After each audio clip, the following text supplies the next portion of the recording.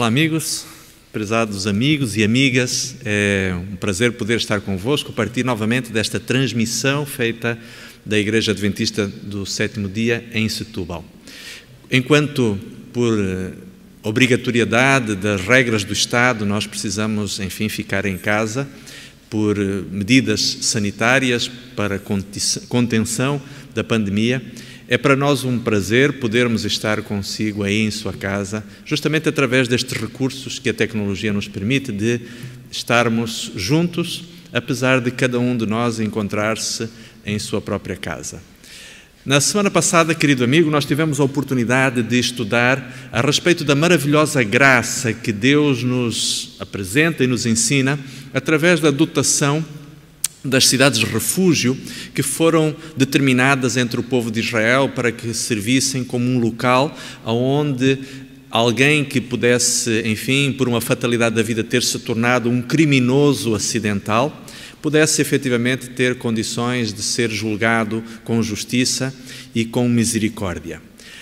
Hoje, eu gostaria de ver consigo, no contexto das lições do Êxodo, da experiência do povo de Israel na caminhada para Canaã, gostaria de ver consigo um texto que encontramos no livro de Levíticos, no capítulo 26. Levíticos, capítulo 26, e convido a que possa abrir a sua Bíblia a partir de já, nesse texto, onde nós vamos encontrar um conjunto de bênçãos e de maldições, mas que o grande objetivo é, sem dúvida, mais uma vez, revelar a graça e a misericórdia do Senhor.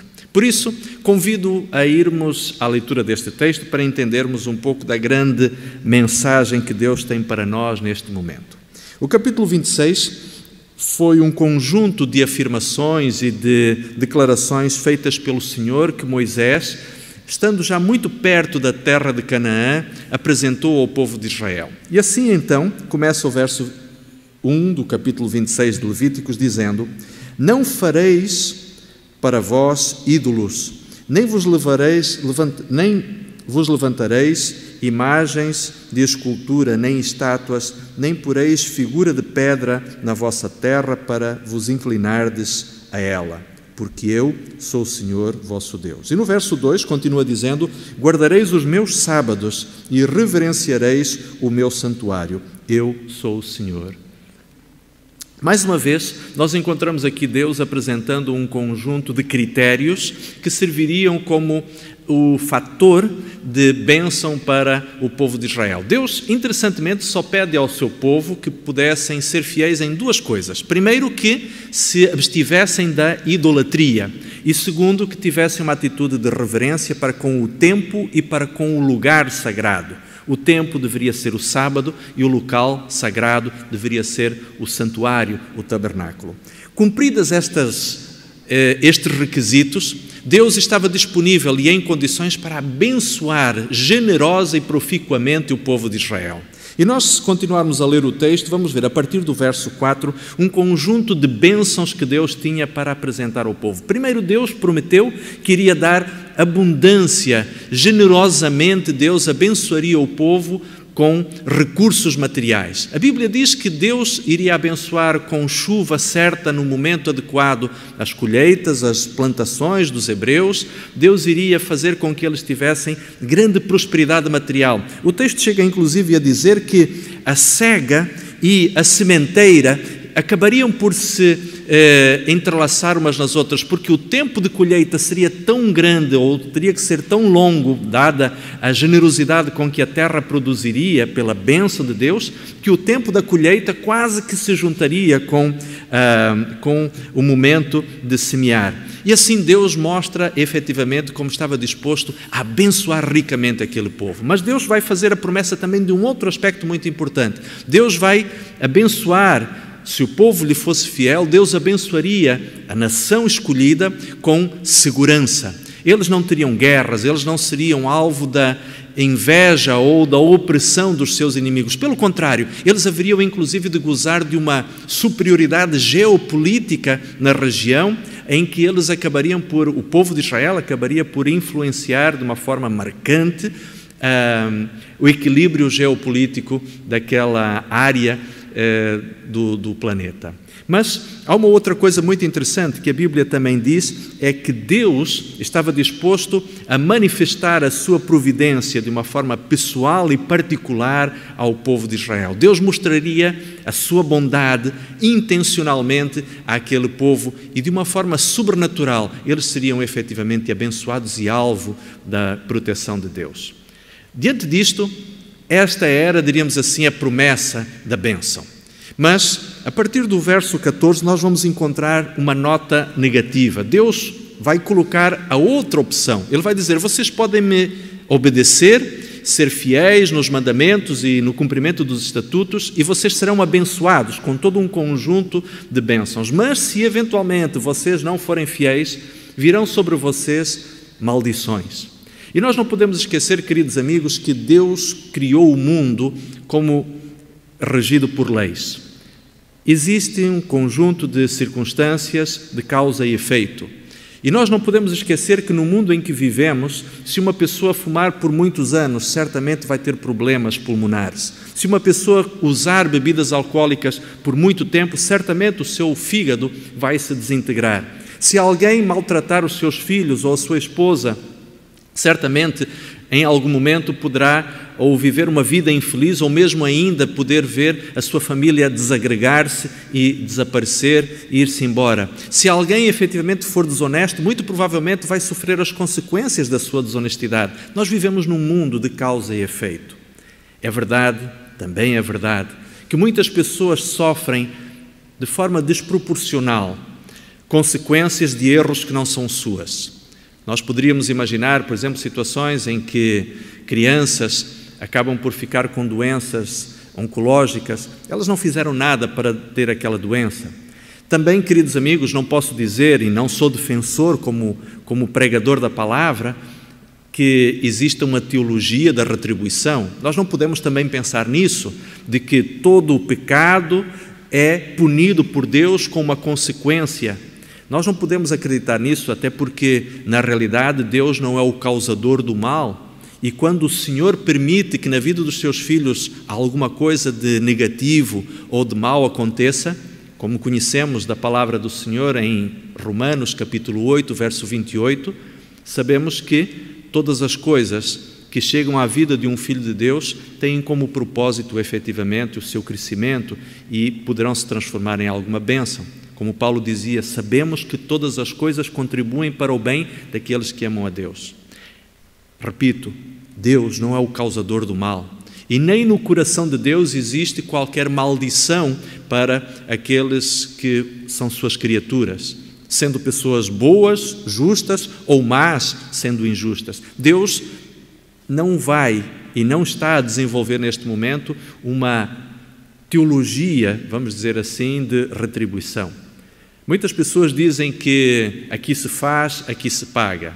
E a grande realidade é que nós não podemos efetivamente ver isto acontecer. Muitas vezes as pessoas sofrem as consequências dos seus próprios erros. Contudo, a verdade é que Deus um dia haverá de dar a justa retribuição a cada um de acordo com os seus atos. Mas isto será algures no futuro, no momento em que Jesus vier a esta terra, no momento em que Deus puser um ponto final à história do pecado.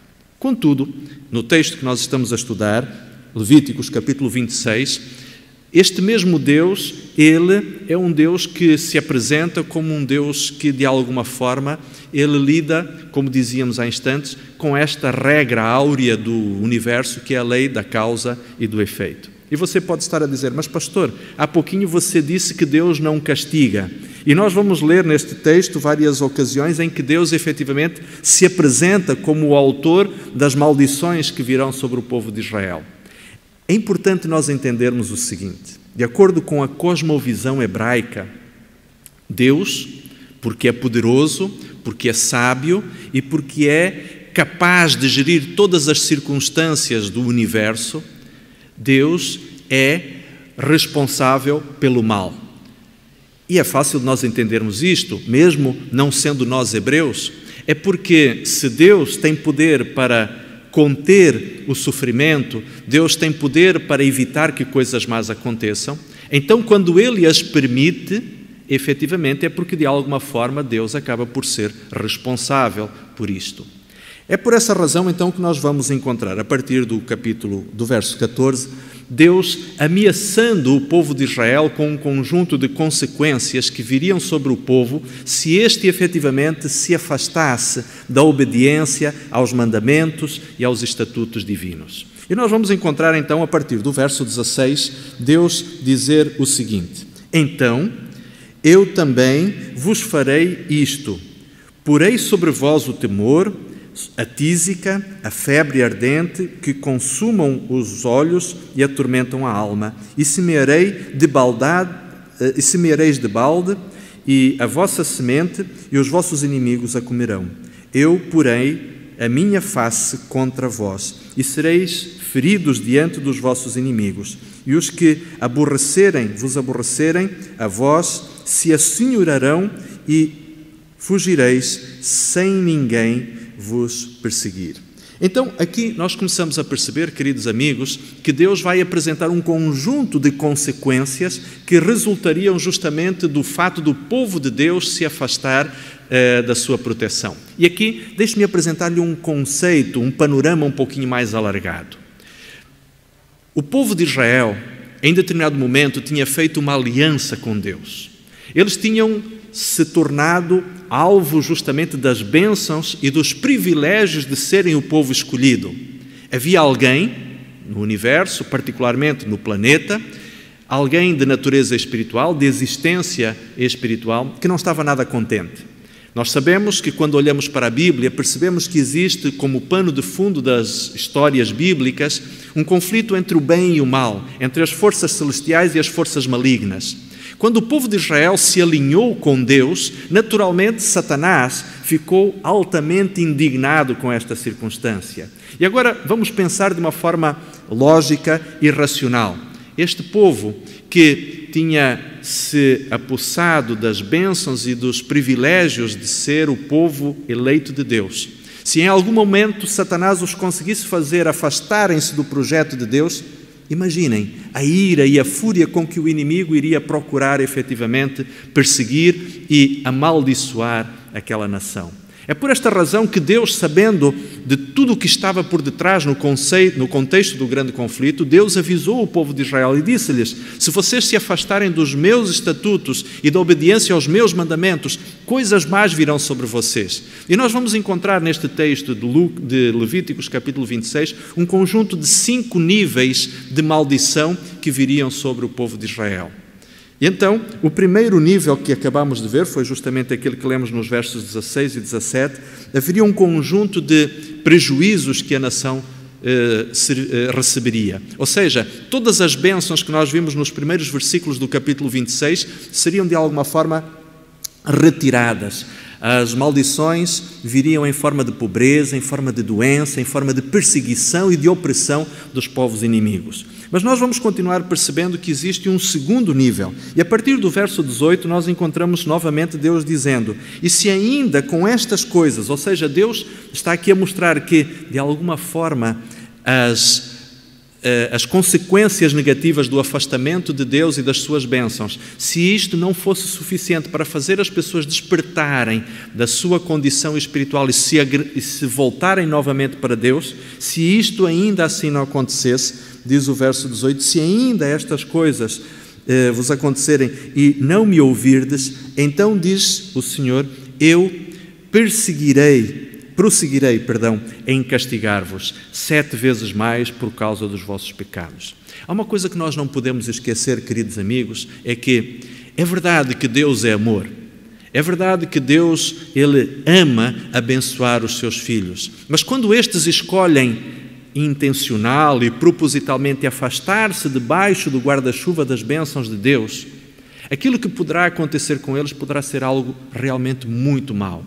E Deus, na sua bondade, estava aqui a avisar antecipadamente o seu povo para que eles tivessem o conhecimento claro de que poderia acontecer com eles caso abdicassem da proteção das bênçãos de Deus. Se nós continuarmos a ler um pouquinho mais, vamos encontrar a partir do verso 21 já o terceiro nível de maldição, com um conjunto de prejuízos que haveriam de vir sobre o povo de Israel. E diz o verso 21 que Deus, se o povo não o ouvisse, se o povo continuasse numa atitude de rebeldia, o próprio Deus traria sobre eles pragas. Depois, no verso 24, nós vamos encontrar já o quarto nível de maldições. E no verso 24 nós vemos Deus dizendo: e eu também convosco andarei contrariamente, e eu mesmo vos ferirei. Sabem, queridos amigos, é interessante nós percebermos, e se lermos, portanto, o conjunto de maldições que são ali apresentadas, nós vamos ver que em determinado momento Deus, no seu desejo, na sua ânsia de resgatar o seu povo da sua atitude de rebeldia, Deus mesmo pode ativamente começar a colocar obstáculos e dificuldades na vida destas pessoas.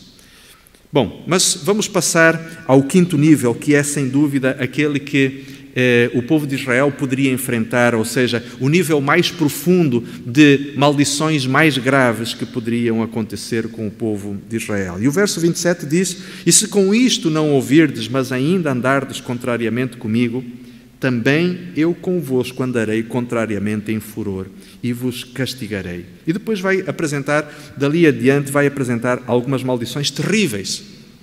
Diz: vós comereis a carne dos vossos filhos e a carne das vossas filhas comereis. Queridos amigos, isto aconteceu de forma trágica, terrível, em algumas ocasiões na história de Israel.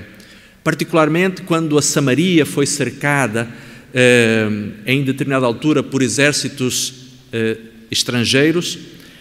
Conta a Bíblia que várias pessoas comeram a carne dos cadáveres de seus filhos. Algo semelhante aconteceu também quando a cidade de Jerusalém foi cercada por altura do ano 70 da nossa era, em que os exércitos romanos cercaram a cidade por um longo período e o alimento acabou por completo. As pessoas em desespero acabavam por perder, diríamos assim, toda a humanidade. E é efetivamente isto que acontece, queridos amigos. Esta imagem é dolorosa, é triste, é, diríamos assim, verdadeiramente assustadora, é quase surreal. Mas a verdade é esta. Quando nós nos afastamos de Deus, nós nos pomos longe da graça de Deus e tudo aquilo que nós poderíamos imaginar como sendo absurdo, insuportável, impensável, é aquilo que poderá acontecer na vida de uma pessoa que um dia viveu debaixo das bênçãos de Deus. O pecado é algo terrível. O pecado leva o ser humano a degradar a imagem que Deus imprimiu na criação, nas suas próprias criaturas. E o inimigo não perde e não diminui qualquer esforço na tentativa de destruir e de aniquilar a imagem nobre de Deus impressa pelo Criador naqueles que foram as suas criaturas. O texto ainda continua dizendo que os altos, ou seja, os lugares de adoração idolátrica, haveriam de ser derrubados e sobre os seus escombros atirados os cadáveres daqueles do povo de Deus. Ainda as cidades haveriam de ficar desoladas, completamente destruídas, inabitadas. Aquela vida, aquela euforia urbana que em determinado momento as grandes cidades do povo de Israel tiveram, haveriam de ficar completamente desoladas se o povo insistentemente abdicasse de obedecer e de ser fiel a Deus. Desta forma, o cenário que nos é apresentado aqui é triste. 5 níveis, cada um mais grave, cada um mais terrível que o anterior. E tanto no povo de Israel, a norte, quanto no caso do povo de Judá, mais a sul, estes 5 níveis puderam efetivamente cair sobre eles como maldições, mas nós poderíamos pensar que este Deus é demasiado severo, que este Deus é demasiado insensível para permitir que os seus filhos pudessem viver ou ser castigados desta forma. Mas este texto não vai terminar sem uma nota de misericórdia. Porque é muito importante nós não esquecermos de uma coisa: A essência do caráter de Deus é o amor. Aquilo que define o próprio Deus é a misericórdia. Se existe alguma coisa na qual Deus efetivamente se orgulha da sua própria personalidade e do seu caráter, é o fato dele ser generoso e misericordioso.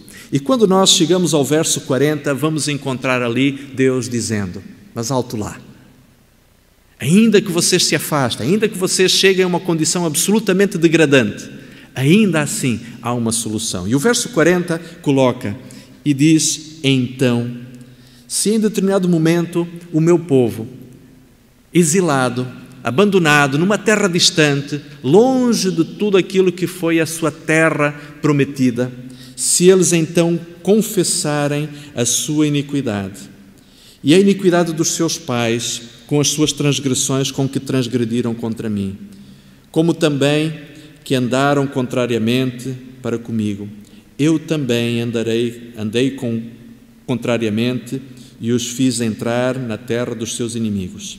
E então, se então o seu coração incircunciso se humilhar, e então tornarem para o bem o castigo da sua iniquidade, diz Deus no verso 42, também eu me lembrarei do meu conserto. E aqui, queridos amigos, queridos irmãos, minha amiga, meu amigo, é muito importante nós entendermos que Deus coloca aqui duas condições. Ele diz, assim como as condições para as bênçãos eram duas, da preservação ou da abstinência, do fato deles, para eles serem abençoados, eles deveriam abster-se da idolatria e deveriam ser fiéis na observância do sábado e na reverência ao lugar sagrado do santuário. Aqui Deus coloca dois outros fatores também para que o povo pudesse voltar a ser reintegrado, restaurado à graça e à bênção de Deus. E Deus vai colocar aqui estas duas questões. Primeiro é a confissão. Talvez neste momento alguém que nos esteja a ouvir esteja a passar por um momento devastador na sua vida. Poderá ser uma doença, poderá ser uma crise financeira, poderá ser um problema familiar, poderá ser, enfim, qualquer circunstância avassaladora na sua vida. Querido amigo, querida amiga, não esqueça de uma coisa: na vida de alguém, todas as coisas contribuem para o seu bem. E se Deus, de alguma forma, permite que o sofrimento esteja a tocar a sua vida, é porque Ele tem uma intenção, Ele tem um propósito. Talvez este seja o momento de confessar os seus erros, de reconhecer as suas falhas.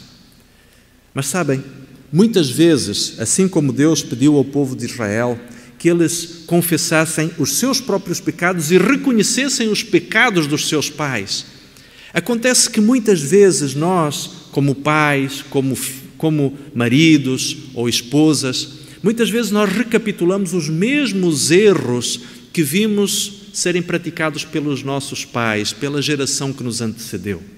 A isto nós poderíamos chamar de os pecados geracionais. Tenho ouvido muitas pessoas dizerem que são agressivas e impulsivas nas palavras e nos atos, porque já os seus pais o eram. Mas uma coisa é verdade, queridos amigos, mesmo que nós sejamos oriundos de uma família de pessoas violentas, de pessoas agressivas, a realidade é que Deus pode trabalhar mesmo estes pecados geracionais, mesmo estas heranças que nos vêm de geração em geração, Deus pode transformar isso. O determinismo da nossa herança genética não é uma coisa que não possa ser vencido pela graça de Deus. Há uma citação muito bonita que gosto em Ellen White, em que ela diz que Deus tem poder para nos ajudar a vencer tanto os pecados herdados como as características adquiridas ao longo da vida. Isto quer dizer que Deus pode vencer mesmo as inclinações herdadas ou aquelas que nós, de alguma forma, por hábitos arraigados ao longo de muitos anos, possamos ter desenvolvido. É bonito sabermos que a misericórdia de Deus está sempre ao nosso alcance. E é por esta razão que Deus diz que é importante nós confessarmos os nossos erros. Mas também Ele diz, e apresenta a segunda característica, é importante que nós nos humilhemos. Sabe, quando nós nos humilhamos diante de um ser humano, é fácil que este ser humano seja prepotente e arrogante para conosco, rebaixando-nos ainda mais. Mas quando nós o fazemos, como vimos na semana passada, quando nós o fazemos diante de Deus, o Senhor nos exalta a uma condição muito superior àquela que naturalmente nós teríamos como seres humanos. Confessar e humilhar-se diante de Deus é um binômio espiritual do qual qualquer cristão que quer crescer na sua vida espiritual não pode simplesmente virar as costas. Confissão é reconhecer os nossos erros, a humilhação é estar disposto a sofrer e a viver as consequências com resignação dos nossos próprios atos e das nossas próprias escolhas.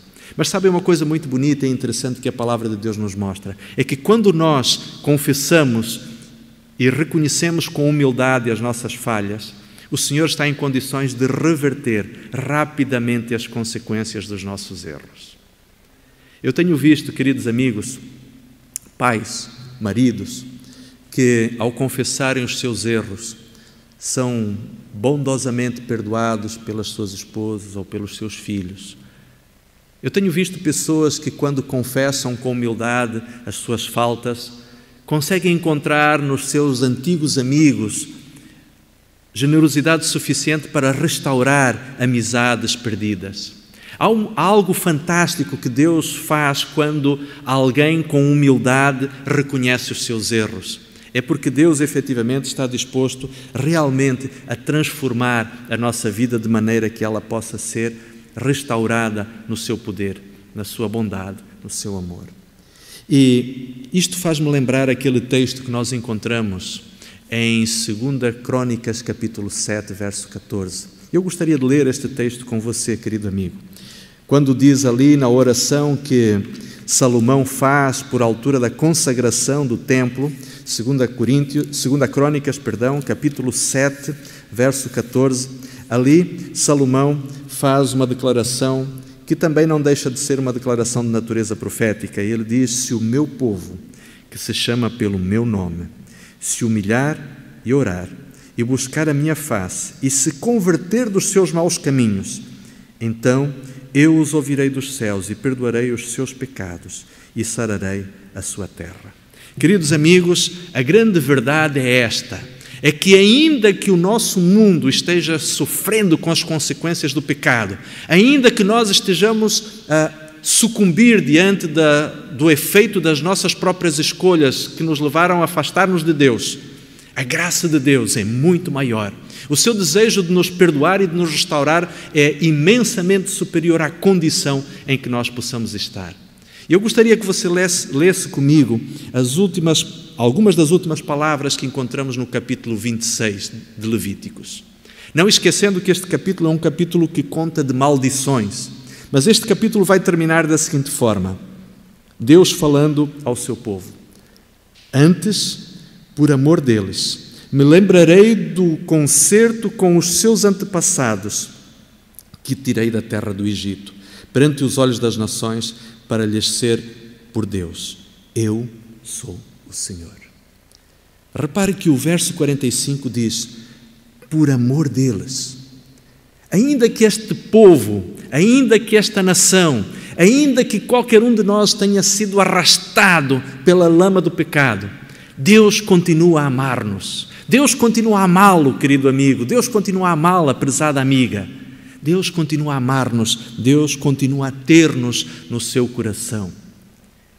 E neste momento, meu prezado, eu gostaria de poder orar consigo. Eu gostaria de pedir que o Senhor efetivamente fizesse brilhar sobre o coração de cada um de nós a sua luz, de maneira que nós verdadeiramente encontremos este Deus de restauração, este Deus de reconciliação, este Deus que está disposto a resgatar-nos do deserto da nossa vida, dos pântanos da existência deste mundo. Ore comigo. Eu gostaria que você pudesse curvar a sua cabeça para nós entregarmos ao Senhor, buscarmos ao Senhor, aquele que está disposto a nos curar e a nos restaurar. Querido Deus, é verdade que muitos de nós, por vezes, temos feito escolhas absolutamente tolas, que só têm resultado em prejuízo e em maldição. Mas também, querido Pai, nós agradecemos-te, porque neste momento nós compreendemos que é na tua bondade tu nos queres restaurar. Obrigado, bondoso Deus, porque nós podemos com coragem erguer os nossos olhos para o céu, porque é de lá que vem a nossa redenção. Obrigado, Senhor, porque tu nos prometes que se nós te buscarmos, tu estarás ao nosso alcance para nos receber de braços abertos. Em nome de Jesus, nós agradecemos por este privilégio e oramos em seu nome, em nosso Salvador. Amém.